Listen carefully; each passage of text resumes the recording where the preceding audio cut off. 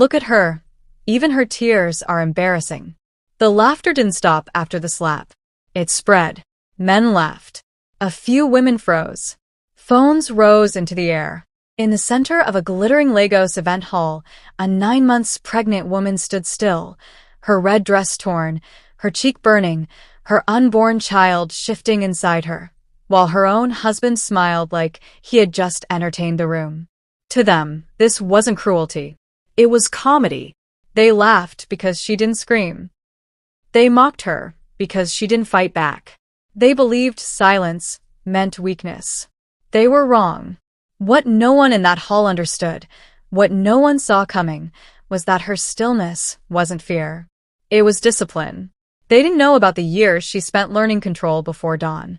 They didn't know what she buried to keep peace in a marriage that punished her for existing. They didn't know that every insult she swallowed was a choice, not a defeat. Her husband wiped his hand after striking her, proud, because humiliating her made him feel powerful. His mistress watched with satisfaction, certain the woman in red was finished. But something shifted. Not in the room. Inside her. A slow breath. A grounded stance. A body that remembered what the world forgot. And before a single strike was thrown, before a single scream was heard, the balance of power changed. Because sometimes the quietest woman in the room is the one you should fear the most. And sometimes the man who humiliates his pregnant wife in public is about to learn a lesson that will follow him for the rest of his life. Stay with us. And before the story continues, please subscribe to this channel. Your support helps us share stories of strength, justice, and hidden power. Turn on your notification bell so you never miss a story that matters. And in the comments, tell us where you're watching from, because together, we're not just telling stories, we're giving a voice to the silent. Grace Williams had learned how to be calm long before anyone praised her for it. In Lucky Phase 1, calm was mistaken for virtue. People called her soft, gentle, well-trained, the kind of wife older women nudged their daughters to imitate.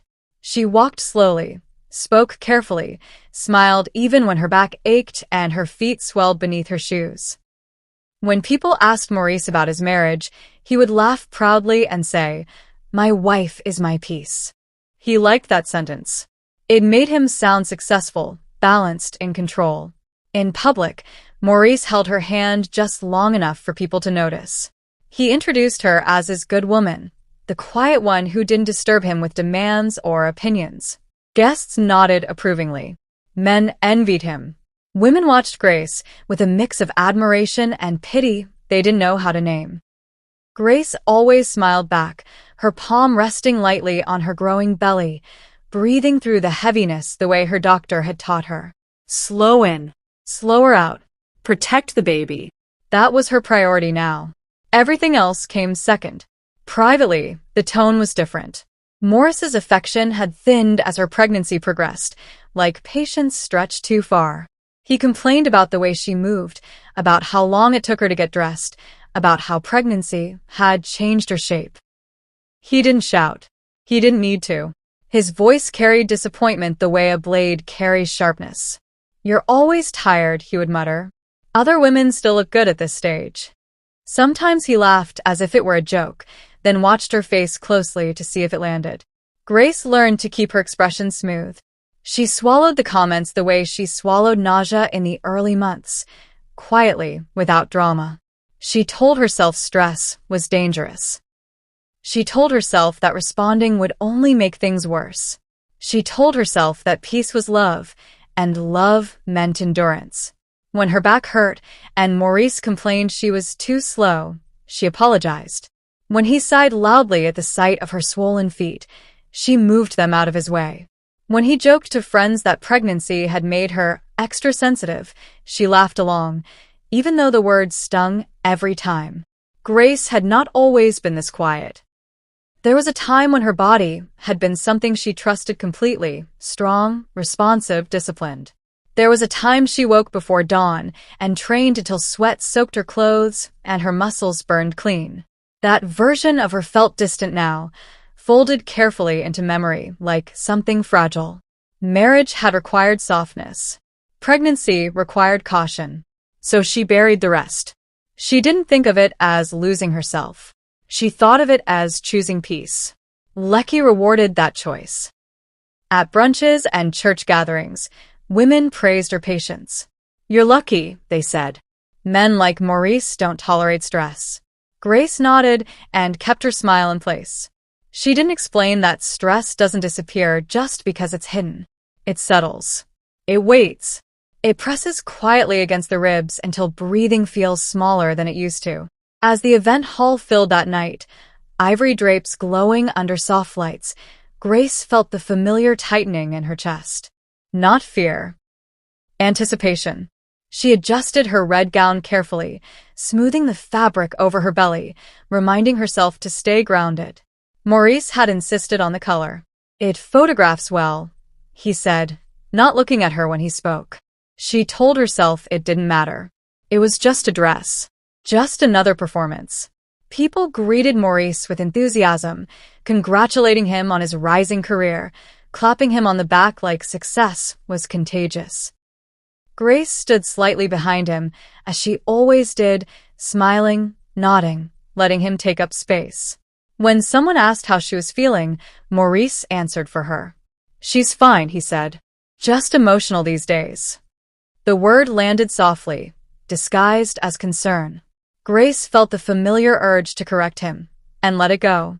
She reminded herself why she was here. This night mattered to him. Making a scene would only hurt her child.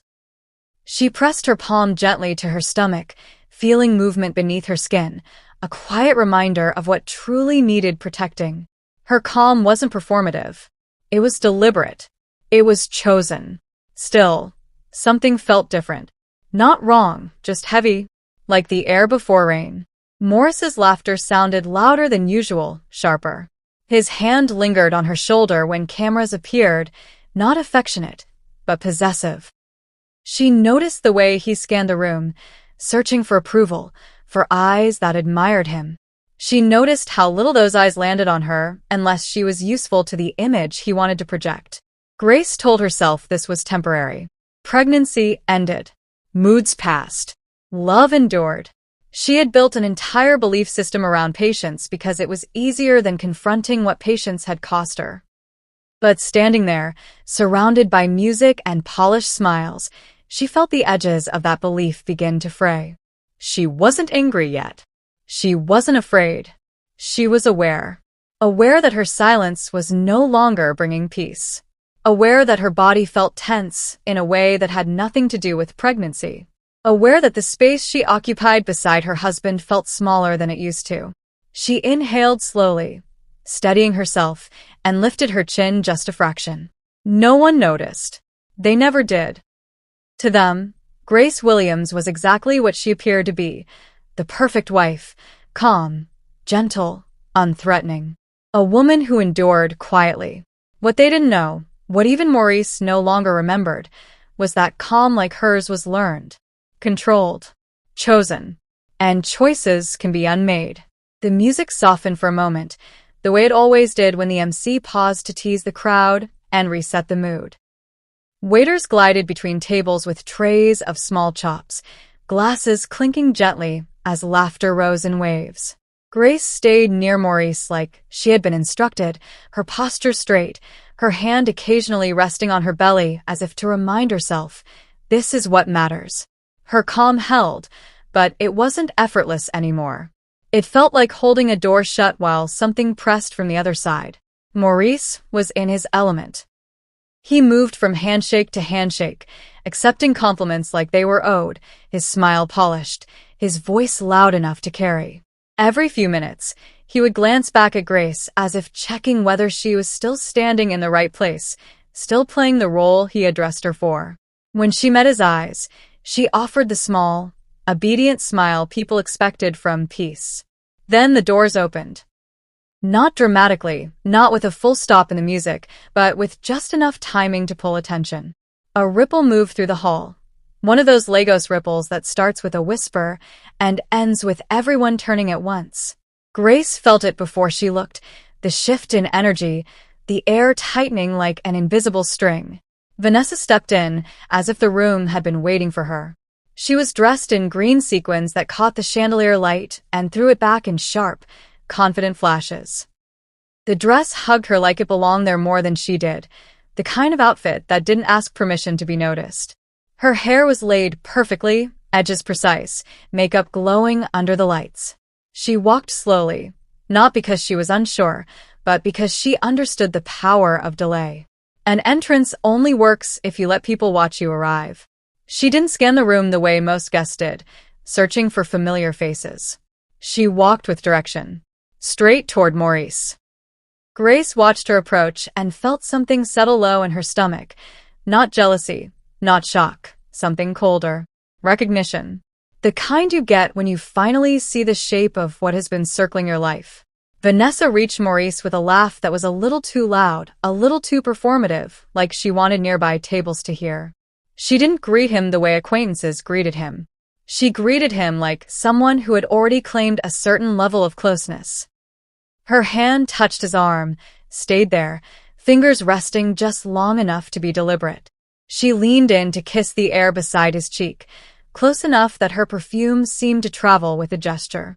Maurice's face changed in a way Grace had seen too often lately, his eyes brightening, his posture lifting, his grin turning boyish, eager.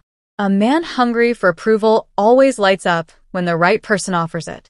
"Aha, finally," he said, loud enough for the nearest group to hear. "I was wondering if you'd show." Vanessa tilted her head, letting the sequins do their work. "Would I miss this?" she teased, and her voice carried the kind of sweetness that always had teeth behind it. Then she lowered her mouth closer to his ear and whispered something. Grace didn't hear the words, but she saw the effect. Maurice laughed, not the polite laugh he gave colleagues, but the laugh he saved for someone whose opinion mattered more than it should. He grinned like a boy being praised for doing something reckless. Vanessa leaned back, eyes gleaming, and that's when she looked at Grace. Not a quick glance. Not a polite acknowledgement. A full assessment. Her eyes traveled to Grace's belly first, slow and deliberate, as if the pregnancy itself offended her sense of order. Then she lifted her gaze to Grace's face, and her smile arrived, bright, controlled, perfectly shaped, and completely empty of kindness. It was the smile of someone claiming territory. Grace's throat tightened, but her expression stayed smooth. She had spent too long surviving on composure to let her face betray her now. Still, the baby shifted inside her, a hard little movement that felt like a warning. Grace pressed her palm gently to her belly, not just comforting the child, but grounding herself. Vanessa stepped closer, still holding Maurice's arm as if it was natural, as if she belonged there. "Grace, right?" she said, voice sweet enough to be harmless. "You look radiant." The compliment landed wrong. Not because of the word, but because of the pause before it, the way Vanessa let the room imagine what she almost said instead. Grace nodded once. "Good evening." Maurice didn't introduce them properly. He didn't bridge the space the way a respectful husband would. He just stood there enjoying the tension like it was proof of his importance, as if two women orbiting him made him larger. Vanessa's eyes flicked to the torn edge of Grace's sleeve, the way the fabric strained over her belly. 9 months? She asked, sounding impressed in the same way someone sounds impressed at a difficult chore. "Wow. You're really carrying." Grace felt heat rise in her cheeks, but she kept her voice calm. "Yes." Vanessa hummed, still smiling. "That's a lot." Maurice chuckled under his breath, the sound small but sharp. "She's been dramatic," he said lightly, as if pregnancy discomfort was a personality flaw. "Everything is a big deal these days." The words shouldn't have cut as deep as they did, but they did because they were familiar. The way he said them. The ease. The comfort he had found in diminishing her. Vanessa laughed again, and this time it wasn't too loud. It was perfectly timed. "Ah," she said. "It's okay, Grace. Maurice likes strong women. That's all. Not everybody has that vibe, you know?" There it was. The insult dressed in sugar. Grace's fingers curled slightly against her belly, then relaxed. Breathe in. Breathe out. Keep the baby calm. Keep yourself calm. She had repeated those rules, so often they had become prayer. At the edge of the group, Kelvin and Tony appeared like they had been summoned by scent. Two men with loud energy and restless eyes, the kind who loved parties not for enjoyment, but for spectacle. Kelvin carried his drink like it was an accessory to his ego. Tony's laughter came too easily, too ready, like his mouth lived on cruelty. They leaned in, greeting Maurice with exaggerated enthusiasm. "My guy." Kelvin boomed. "Big man of Lecky. Sea levels." Tony nodded toward Vanessa with a grin that said he already knew exactly who she was. "Aha, Madam in Green. You people came with energy today, oh." Vanessa smiled at them like she approved of their noise, like she understood how useful men like that were when you wanted a crowd on your side. Kelvin's eyes flicked to Grace, and his grin widened in that way men grin when they think a woman can't fight back. "Madam Grace," he said, dragging her name as if tasting it. "You day enjoy your husband's celebration?" Grace didn't answer immediately. She didn't owe him an answer. But she had learned that silence in groups could be twisted into rudeness. So she nodded politely. "It's a good night," she said. Kelvin laughed. "She's always calm. See as she day do gentle like angel." Tony added, "Nah so dem like am. Quiet wife. No stress." Maurice smiled proudly, as if being reduced to quiet wife was an achievement he had earned. "Exactly," he said, squeezing Grace's shoulder lightly, but the squeeze wasn't affectionate. It was a reminder. Be in line. Behave. Vanessa watched the gesture with satisfaction. Grace saw it. Grace felt it. And something inside her, something that had been sitting quietly under all her patience, shifted again, slow but unmistakable. This was not random. This was not harmless teasing. The way Morris's friends clustered around, the way Vanessa positioned herself just close enough to be seen, the way Maurice let it happen without correction, it all felt arranged, like the night had been designed. Grace looked around the hall. People were watching, pretending not to. Phones were already in hands, hovering at chest level like curious birds. Influencers sat at a nearby table, eyes bright with the hunger for content. Church women whispered behind manicured palms. Men leaned back in their chairs, sensing entertainment before it arrived. Grace felt it in her bones, the way you feel thunder before you hear it. This night wasn't a celebration. It was a stage. And she was the target. Her calm didn't break, but it tightened, becoming something else, less like softness and more like restraint.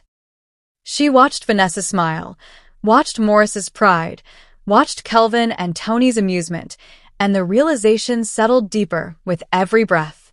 They didn't invite her here to honor her. They invited her here to display her. And if she didn't protect herself, they would turn her pain into applause. Grace's hand rested on her belly again, and this time it wasn't just comfort. It was a promise. Not a loud one. Not a dramatic one. A quiet promise that sounded like breath. Easy breathe. And be ready. The MC's voice cut cleanly through the music, polished and practiced. "Ladies and gentlemen," he announced, stretching the moment just long enough to stir anticipation. "Tonight we celebrate excellence, elevation, and the next level of one of our own, Maurice Williams." Applause erupted instantly, loud and enthusiastic, chairs scraping as people stood. Maurice straightened like the sound belonged to him, chest lifting, smile widening. He accepted the claps with both hands raised slightly, nodding in acknowledgement the way men do when they believe they've arrived.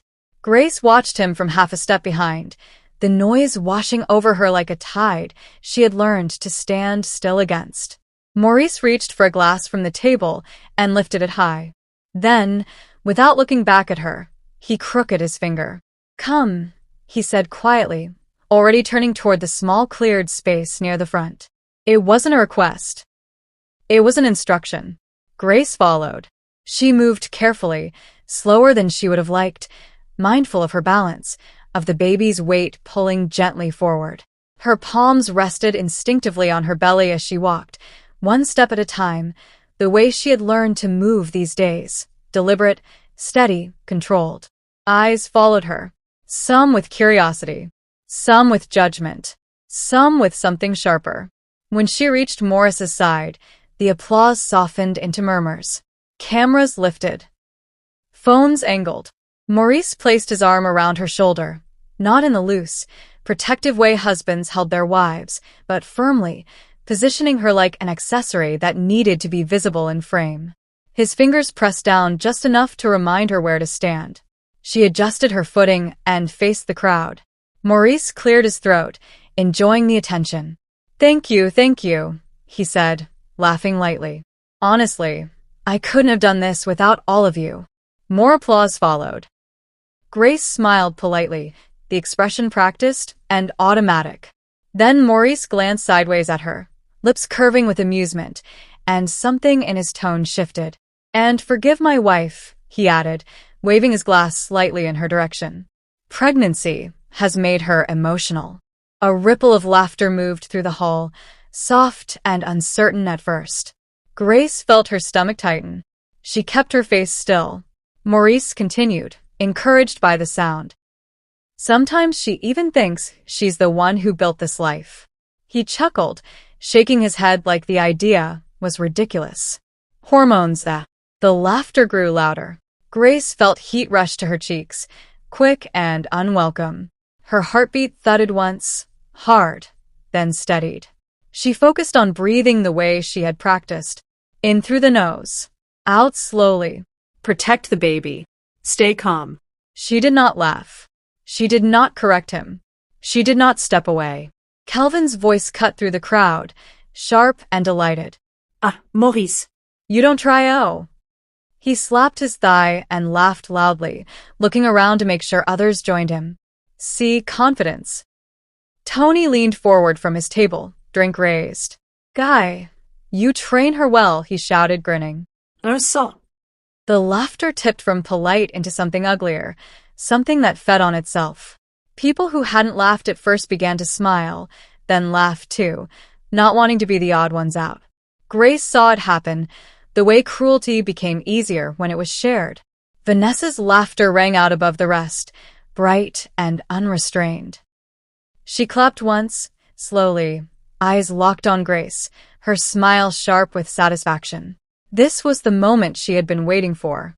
Grace felt the burn climb higher in her face, but her body stayed still. Her hands remained on her belly, fingers pressing lightly as the baby shifted inside her, a small movement that felt like a question. She swallowed and stayed quiet. Maurice mistook that silence for agreement. He leaned closer, arm tightening around her shoulders, his voice dropping just enough to sound intimate, while still carrying. You see, he said, smiling at the crowd. She doesn't even argue. That's why she's my piece. More laughter. More clapping. Grace stared out at the sea of faces, some amused, some uncomfortable, some openly entertained. She caught the eye of an older woman near the front who looked away quickly, lips pressed together. She caught another woman's gaze lingering with sympathy that had nowhere to go. Grace didn't speak. Inside, something shifted again, slow and deliberate. Not anger exploding outward, but something turning inward, tightening, aligning. She had learned long ago that reacting too quickly only gave people what they wanted. Maurice wanted a reaction. Vanessa wanted tears. Kelvin and Tony wanted noise. She gave them none of it. Maurice lifted his glass higher, enjoying the momentum. To success, he declared, and to supportive wives. The crowd cheered. Grace felt the word supportive settle over her like a weight. Supportive meant silent. Supportive meant small. Supportive meant laughing at your own erasure so others could feel comfortable. Her baby kicked again, harder this time. Grace inhaled slowly, grounding herself. She shifted her feet slightly, adjusting her balance, but the movement was subtle enough that no one noticed. Her posture remained composed, chin level, shoulders relaxed. Only she felt the difference. Vanessa leaned toward her tablemates and whispered something, her eyes flicking back to Grace with a smirk. Kelvin and Tony laughed again, louder than necessary, feeding off each other's energy. The MC smiled nervously and tried to move things along, sensing the tone slip but unsure how to correct it. Grace felt the room closing in not physically, but emotionally. The lights felt brighter. The air felt thicker.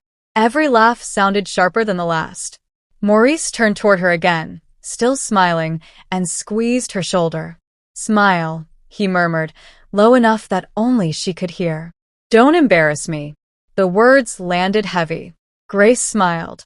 Not because she wanted to, not because she agreed, but because she understood something now with terrifying clarity.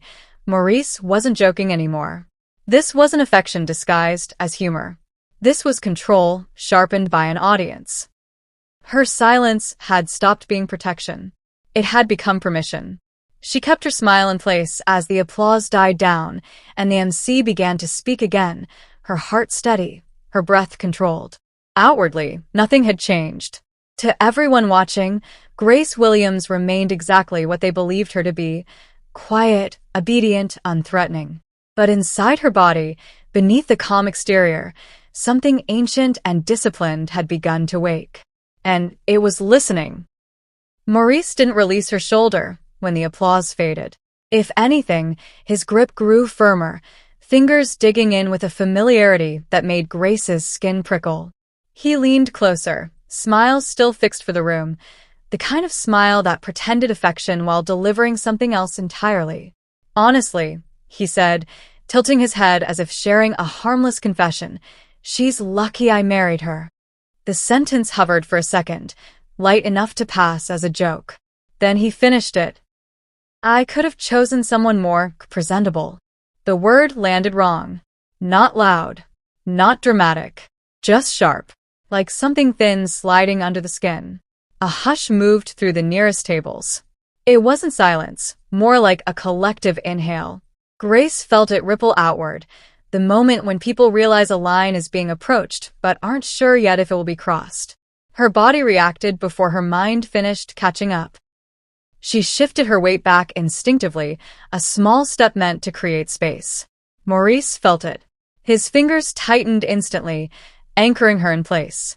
The pressure wasn't enough to bruise, just enough to remind her that he was in control. He laughed lightly, as if her movement amused him. "Easy," he murmured, still smiling. "Stand here." Grace's heartbeat thudded once, hard. She kept her face neutral, but something cold passed through her chest. She hadn't imagined this. This wasn't nerves. This was deliberate. Across the room, Vanessa lifted her phone. Not discreetly, not shyly. She raised it with purpose, angling it just right, her thumb already hovering near the screen. Her lips curved into a smile that didn't try to hide itself anymore. This wasn't concern. This was documentation. Content. Grace noticed the phone. She noticed the tiny red light. She noticed the way Vanessa leaned back slightly, ensuring the angle caught Morris's face and Grace's body together, framed perfectly. Kelvin let out a low whistle. "Aha," he muttered, shaking his head with exaggerated amusement. Tony snorted beside him. "Guy no day carry last." The room didn't know how to react yet. Some people laughed, unsure, letting sound fill the discomfort. Others glanced away, pretending to adjust their seats or check their drinks. A woman near the aisle pressed her lips together, eyes flicking between Grace and Maurice, then down at the floor. Grace felt her baby move again, sharper this time.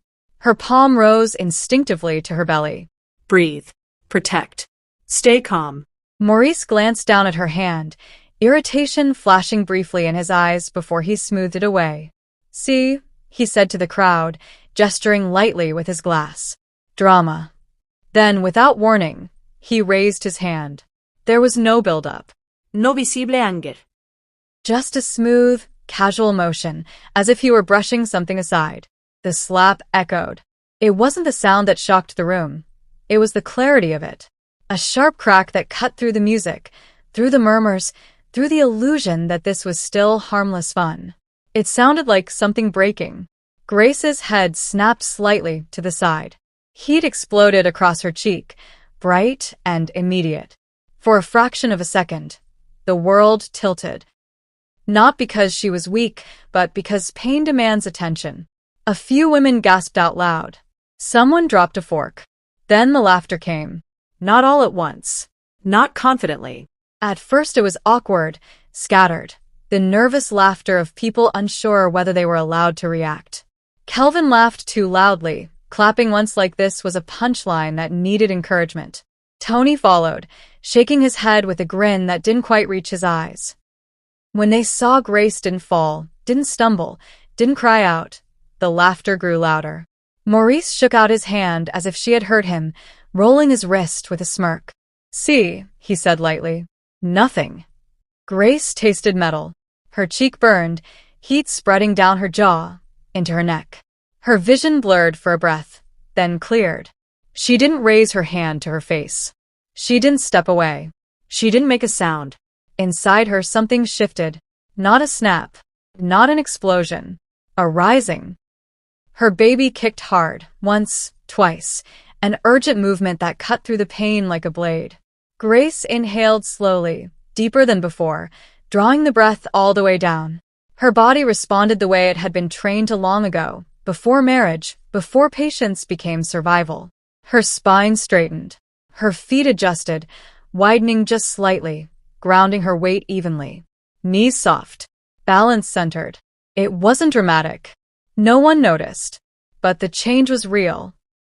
Maurice leaned closer, voice low, breath warm with alcohol and pride. "Don't make a scene," he murmured. "Smile." Grace lifted her chin.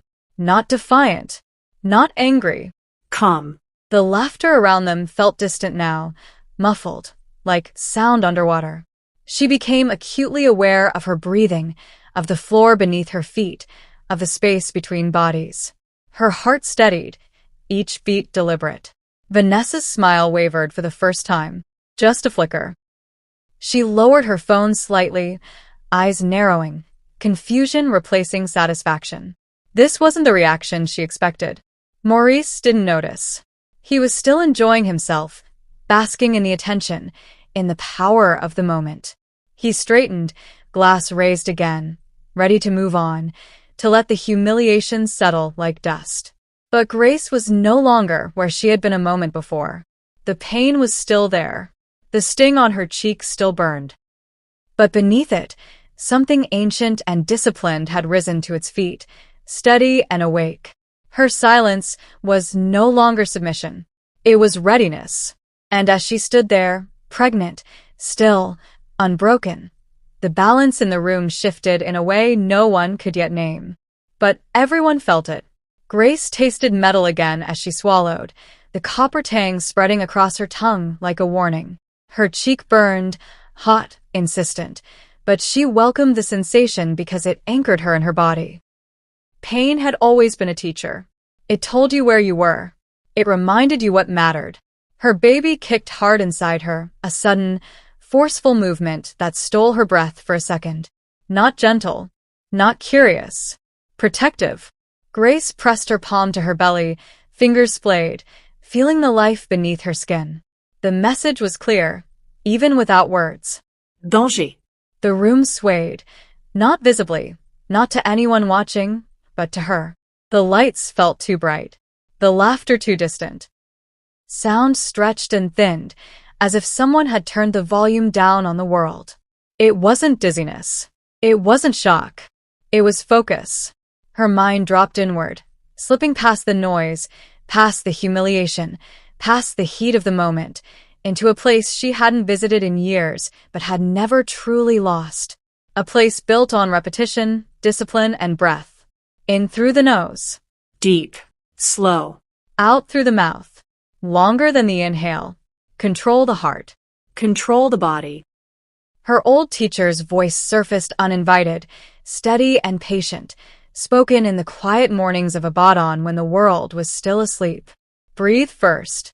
Movement comes after. Protect what matters most. Grace inhaled again, deeper this time. Her shoulders relaxed. Her jaw unclenched. The burning in her cheek dulled into something manageable, something she could work around. Her feet shifted without sound, sliding just enough on the polished floor to widen her stance. Knees bent slightly, absorbing her weight. Balance centered. The The movement was subtle, invisible to anyone not trained to see it. To the room, she was still just standing there, quiet, obedient, frozen in place.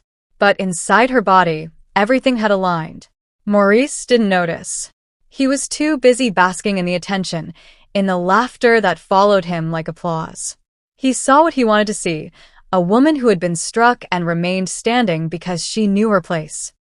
He mistook stillness for submission. Vanessa noticed. She stepped closer, heels clicking softly against the floor, her phone lowering just enough to look like concern. She leaned in, her voice dropping low and sharp, the sweetness gone. "After tonight," she hissed, eyes flicking briefly to Grace's belly. "You're out." He promised. The words slid into Grace's awareness without piercing it. She didn't flinch. She didn't turn her head. She absorbed them the way she absorbed everything now. Filtered, measured, assessed. Grace lifted her eyes slowly. Not in defiance. Not in fear. Calm. Sharp. Awake. Vanessa hesitated, just for a fraction of a second. Something in Grace's gaze unsettled her. It wasn't anger. It wasn't pleading.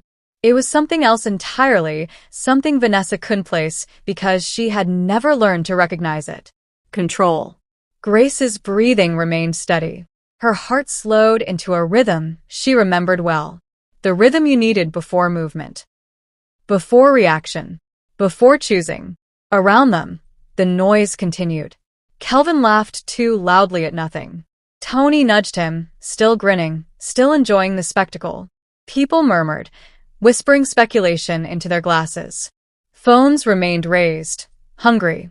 Maurice turned slightly, catching Vanessa's movement in his peripheral vision. "What is it?" he asked lightly, amusement still in his tone. Vanessa straightened, slipping back into her smile. "Nothing," she said, "just checking on her." Maurice scoffed. "She's fine." He glanced at Grace, eyes sweeping over her like an object he had just tested for durability. See? Strong like rock. The words landed hollow. Grace barely heard them. Her awareness had narrowed, sharpened. She noticed the distance between bodies. The way Morris's weight leaned forward when he laughed. The uneven placement of chairs nearby. The slickness of spilled drink close to the table legs.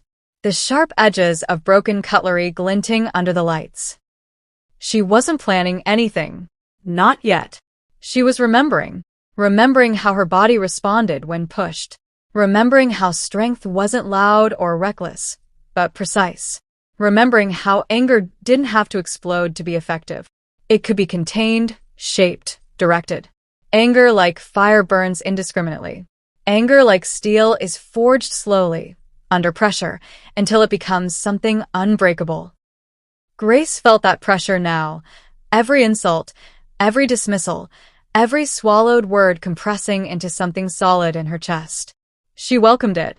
She knew how to carry it. Her baby shifted again, then settled. Grace exhaled softly, reassuring both of them. "I'm here," she whispered under her breath, not sure if she meant herself or the child. Maurice leaned toward Kelvin and Tony, lowering his voice just enough to feel conspiratorial. "Watch this," he said with a grin. "She won't do anything." Kelvin laughed, eager. "Guy Usabi." Tony nodded, eyes bright. "She's trained." Grace heard the words clearly. She let them pass through her without reaction. The room felt smaller now, but not suffocating. Contained. Like a sparring mat. Like a space where movement mattered and noise didn't. She noticed Vanessa's hand tightening around her phone again, anticipation flickering across her face. She noticed the way Morris's shoulders rolled back, ready to perform once more. She noticed the expectation hanging in the air that Grace would stay exactly as she was. They expected tears. They expected collapse. They expected silence. Grace gave them silence, but it was no longer empty. It was full. Full of breath. Full of balance. Full of memory. Her posture shifted again, just a fraction. Her chin lifted slightly, not in challenge, but in alignment. The burning on her cheek had faded into a dull ache, manageable, distant. Her focus was absolute. For the first time that night, She felt completely present. Not as Morris's wife. Not as a pregnant woman on display. Not as an object of humor. But as herself. Vanessa felt it then. The subtle change she couldn't name. She stepped back half a step without realizing she had moved, her smile tightening. Something about Grace's stillness felt different now. Heavier. Like standing too close to a quiet animal that hadn't decided whether to move. Maurice, still smiling, lifted his glass again, ready to reclaim the room, unaware that the moment he thought he controlled had already slipped from his hands. Grace stood calmly beside him, breathing slow, grounded, balanced. She wasn't angry like fire. She was angry like steel, heated, shaped, and ready. And the body that had been trained long ago had not forgotten what to do next. Vanessa's patience snapped before anyone else's did. She had expected tears by now. A tremble. A crack in the calm she could exploit. Instead, Grace stood there breathing steadily, eyes clear, posture grounded, as if the slap had rearranged something inside her rather than broken it. That stillness irritated Vanessa more than any outburst could have. "Cry now," Vanessa sneered, stepping closer, her voice sharp and ugly. "Madam Saint." She shoved Grace's shoulder. It wasn't a hard push. It didn't need to be. It was meant to humiliate. To provoke a stumble, a gasp, a moment that could be replayed later with laughter and captions. Vanessa's hand made contact, expecting resistance or collapse. Neither came. Grace moved. Not fast. Not wild. Not angry. She caught Vanessa's wrist mid-motion with a gentle turn, fingers settling exactly where they needed to be. The movement was smooth, almost graceful, like guiding a partner through a dance step. Grace didn't pull. She didn't strike. She simply redirected. Vanessa's own momentum betrayed her. Her balance disappeared in an instant. The heel of her shoe slipped on the polished floor, and before she could gasp, her body followed the path Grace had opened. She went down hard, green sequins scraping against marble, a shocked yelp tearing out of her throat as the air left her lungs. The sound cut through the hall like a blade. Gasps erupted from every direction. Chairs scraped backward. Someone screamed. Phones jerked upward, scrambling to catch what had just happened. Vanessa lay on the floor staring up at the ceiling, eyes wide, disbelief frozen across her face. For a heartbeat, she didn't move. The woman who had arrived like a queen now looked small, stunned, stripped of control. Grace released her wrist and stepped back immediately, creating space, hands open, posture calm. Her belly remained protected, angled away instinctively, her weight settled evenly through her legs. Morris's smile vanished. "What the?" he shouted, shock slicing through his voice as he lunged forward. He didn't pause to think. He didn't assess. He reacted the way men who rely on dominance always do, with speed and force, trusting that momentum alone would carry them through. Grace pivoted. It was a simple shift, barely noticeable to an untrained eye. She turned her hips slightly, guiding her center away from the line of his charge. Her hands didn't strike him. She didn't need to. Morris's own weight surged forward, unchecked. His foot caught on the leg of a fallen chair, one of the many scattered remnants of the evening's careless luxury. He stumbled, arms flailing for balance that didn't exist anymore. Then he crashed. Plates clattered. Glass shattered. Drinks spilled across the polished floor. Maurice hit the mess with a grunt, his pristine shirt smearing against sauce and shards, his expensive shoes skidding uselessly as he tried to recover. Laughter didn't come this time. Silence did. The kind that sucks all the air out of a room. Maurice scrambled, pushing himself up on one elbow, face flushed with anger and humiliation. He looked around wildly, searching for something, sympathy, control, laughter, to anchor him. He found none. Kelvin's mouth hung open. Tony took a step back, instinctively distancing himself from the embarrassment. The MC stood frozen, microphone lowered, eyes darting between Grace and the wreckage on the floor. Vanessa finally sat up, her perfect hair disheveled, sequins dulled by dust, pride bleeding out through her wide eyes. She looked at Grace not with triumph now, but with fear she didn't yet understand. Grace stood still. She hadn't raised her voice. She hadn't struck anyone. She hadn't even broken her breathing rhythm. Her hands rested loosely at her sides, shoulders relaxed, eyes alert. The room felt different. Not chaotic. Not violent. Unstable. Like everyone had suddenly realized they were standing on ground they didn't understand. Maurice forced himself upright, rage boiling over humiliation. "Are you mad?" he barked, pointing at Grace, as if she were the problem. "What is wrong with you?" Grace didn't answer immediately. She took one slow breath in, then another out. When she spoke, her voice was low and steady, carrying farther than a shout ever could. "Step back." It wasn't a plea. It wasn't loud. It was a command. Maurice hesitated.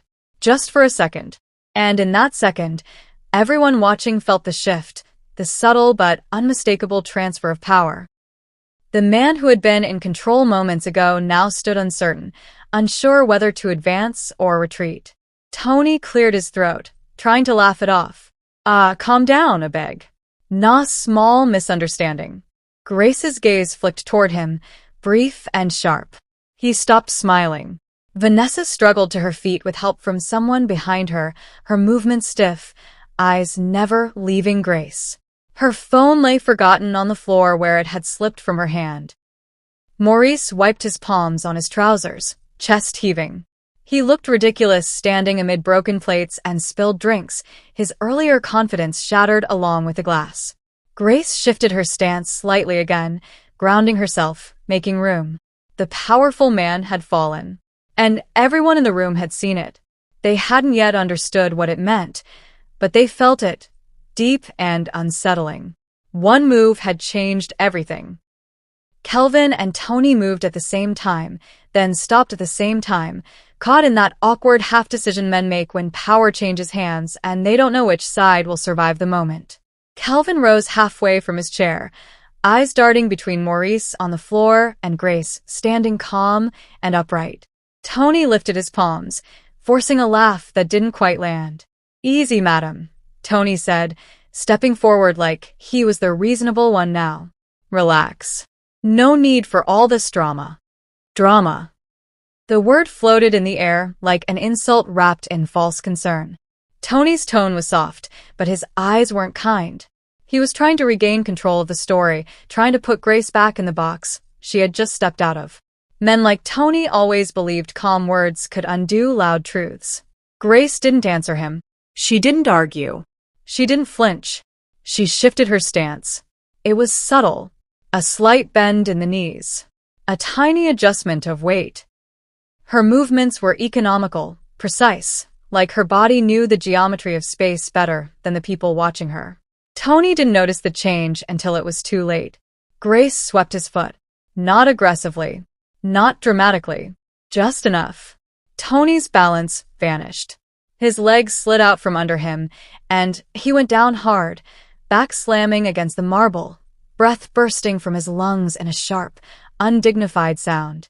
The fall echoed louder than any slap. Screams erupted. Women shouted. Someone knocked over a chair trying to stand. Phones flew up again, no longer recording entertainment, but chaos. Tony lay on the floor blinking in shock, pride bruised more than his body, his laughter gone, replaced by a wide-eyed stare that asked a question he couldn't form. How? Kelvin stumbled backward instinctively, bumping into a table. He raised his hands quickly. "Aha, calm down," he muttered, suddenly remembering manners. Maurice didn't. Humiliation twisted his face into something ugly and desperate. He pushed himself up and charged again, swinging wildly, rage guiding his arms instead of thought. It wasn't controlled. It wasn't skilled. It was entitlement in motion, the belief that violence would always restore order. Grace saw it coming before he finished lifting his arm. She stepped aside, letting his strike cut through empty air. Her hand guided his wrist just enough to send his momentum past her. Maurice stumbled forward, off balance, his own force betraying him again. He crashed into the banquet table.